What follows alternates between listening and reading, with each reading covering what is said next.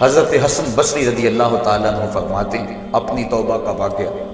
فرماتے ہیں کہ میں امیر کبیر شخص تھا اور بصرہ کے بازاروں کے اندر دکھی پریشان لوگوں کی مدد کے لیے بھی نکلتا تھا۔ ایک دن میں بازار میں جا رہا تھا کہ ایک خاتون مجھ کو نظر آئی، اتنی خوبصورت جیسے چاند کا ٹکڑا ہو۔ میں نے مسلسل اس کی طرف دیکھنا شروع کر دیا۔ اس نے کہا اما تستحی، تجھے حیا نہیں آتی؟ مجھے دیکھے جا رہے ہو؟ کہتے ہیں میں نے کہا ممن، کس سے حیا کر؟ تو اس عورت نے کہا فمن یعلم خائنۃ الاعین وما تخفی الصدور، اس سے حیا کرو جو دلوں کے بھید جانتا ہے، جو آنکھوں کی خیانت کو جانتا ہے، اس سے حیا کرو۔ کہتے ہیں یہ بات تو بہت بڑی تھی،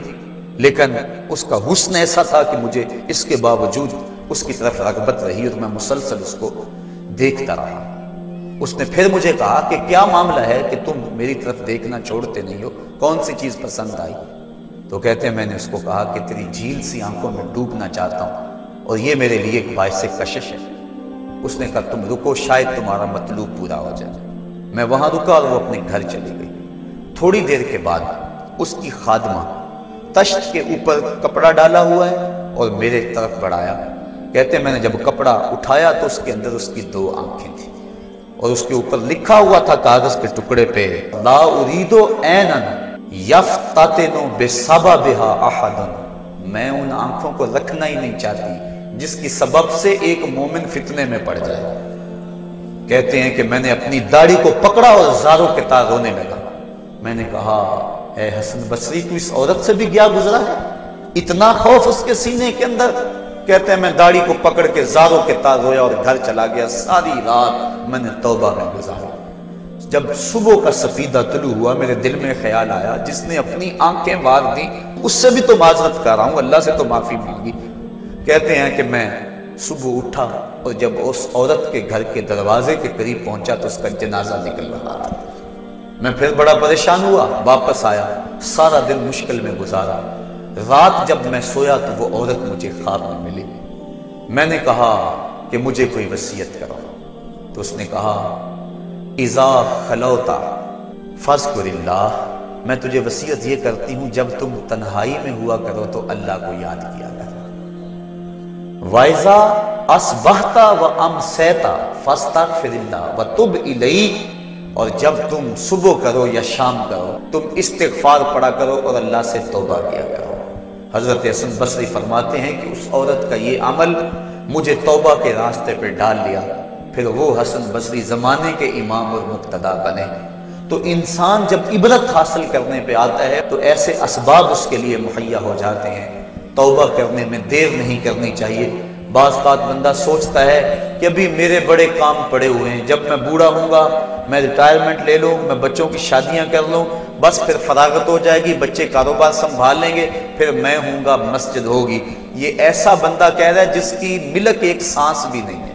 جو ایک سانس کا بھی مختار نہیں ہے، اور ایسے بات کر رہا ہے جس طرح سب کچھ اس کے قبضے میں ہو۔ تو توبہ کے اندر تاخیر نہیں کرنی چاہیے۔ بنی اسرائیل کے اس شخص کا واقعہ آپ کو پہلے بھی شاید میں نے کسی مجلس کے اندر عرض کیا تھا کہ جس کو طول عمل نے برباد کر دیا، اس کی نیکیوں کی وجہ سے اس کو خبر پہنچی کہ اس کی عمر 1000 سال ہے،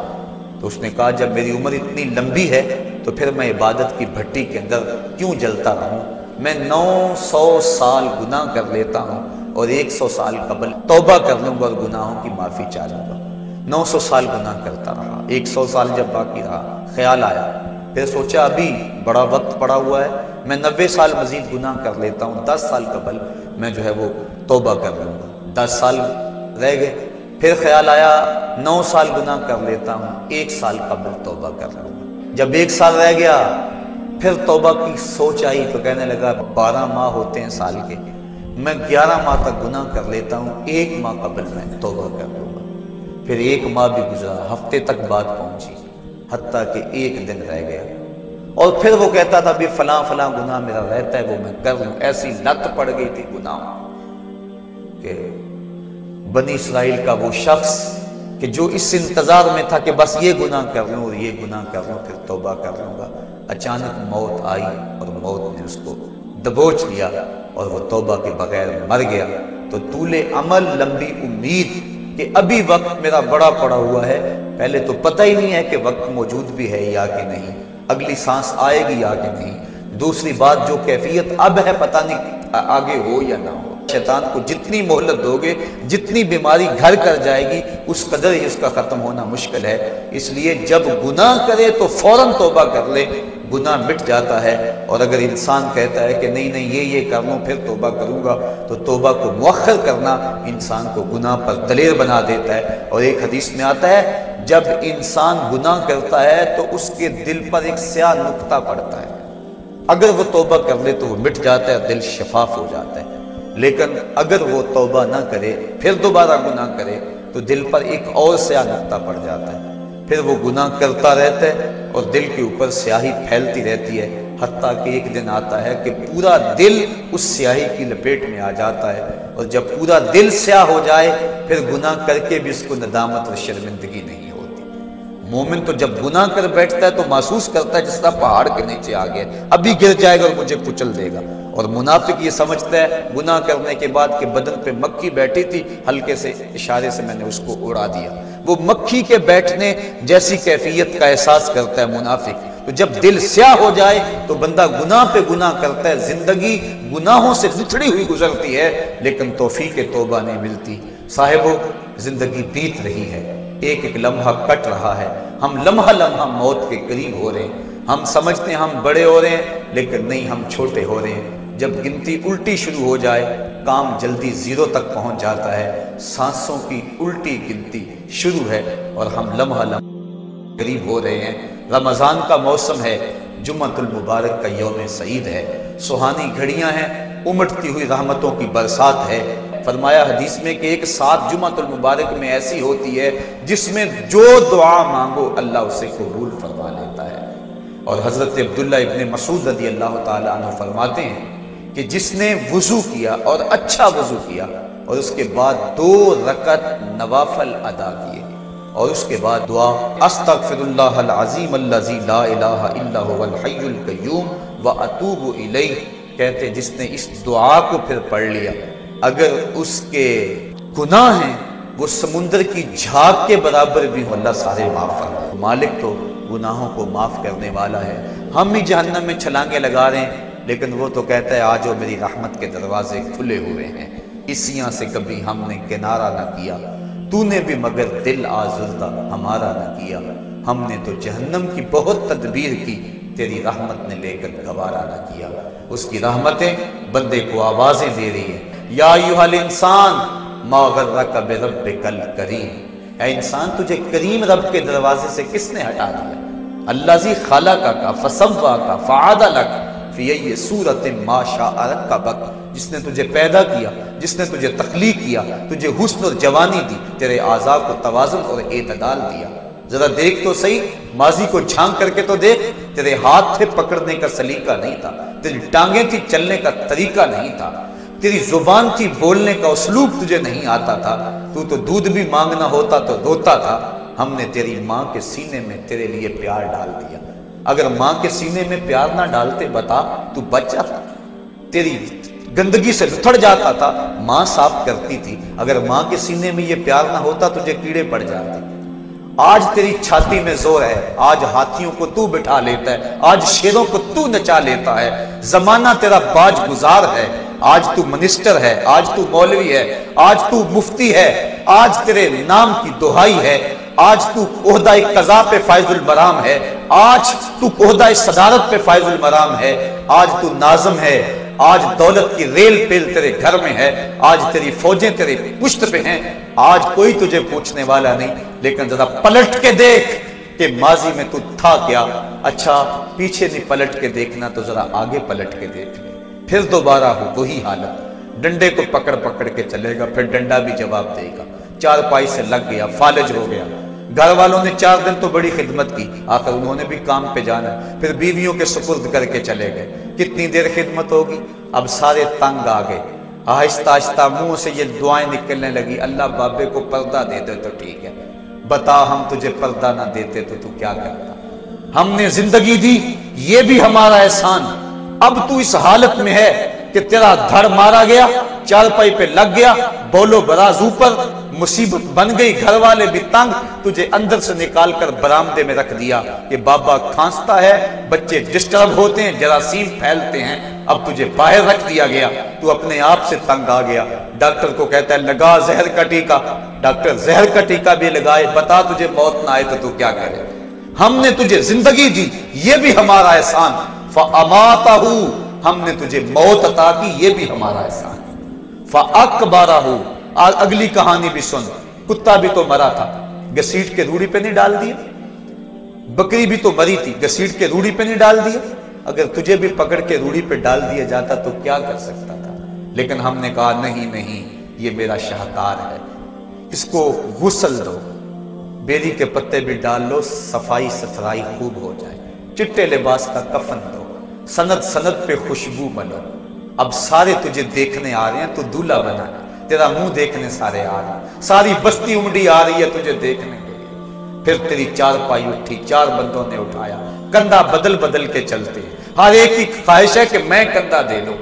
फिर मैंने कहा तेज न चलना, मेरे शाहकार को कहीं झटका ना लगे,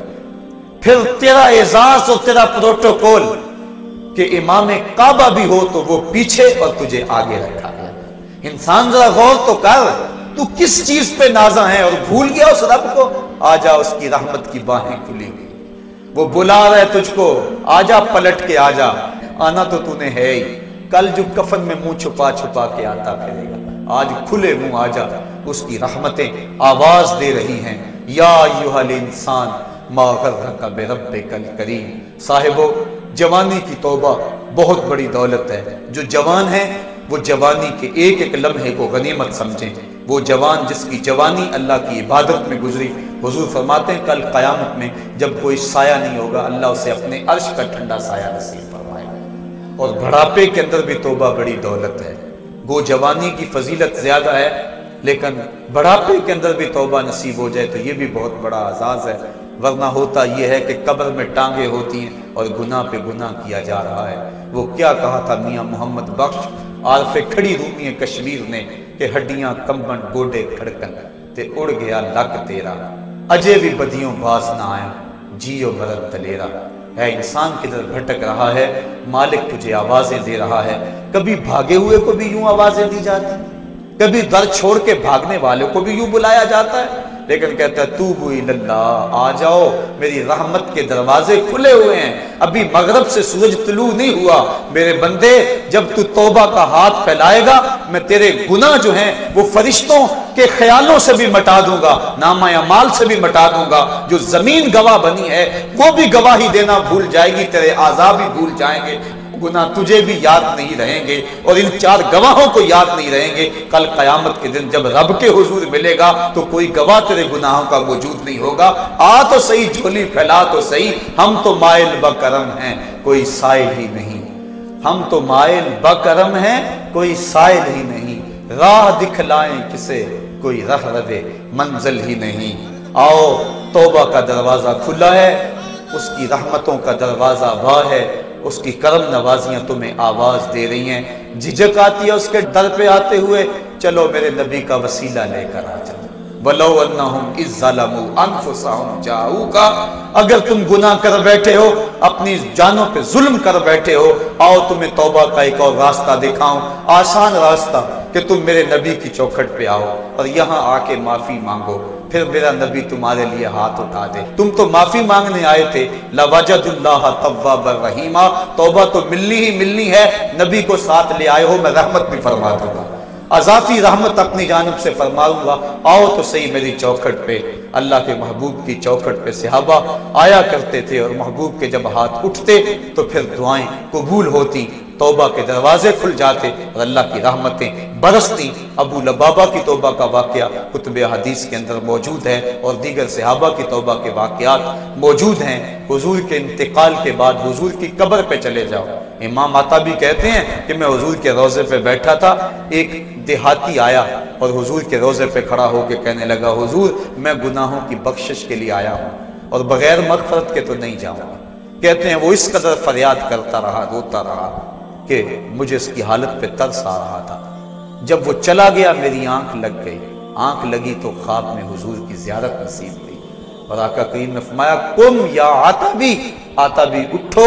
اور اس عرابی کو تلاش کرو، اور جب مل جائے تو میری طرف سے جنت کی بشارت دے دو۔ اور صاحب مدارک نے ایک روایت لکھی ہے کہ ایک شخص حضور کے روضے پہ آیا اور حضور کے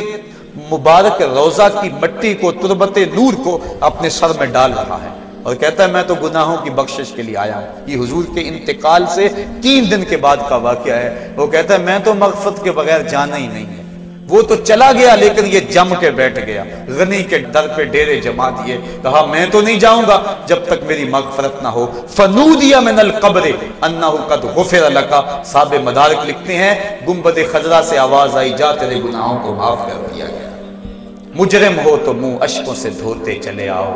آؤ در تواب پہ روتے چلے آؤ۔ قرآن میں مذکور ہے بخشش کا طریقہ، سرکار کی دہلیز سے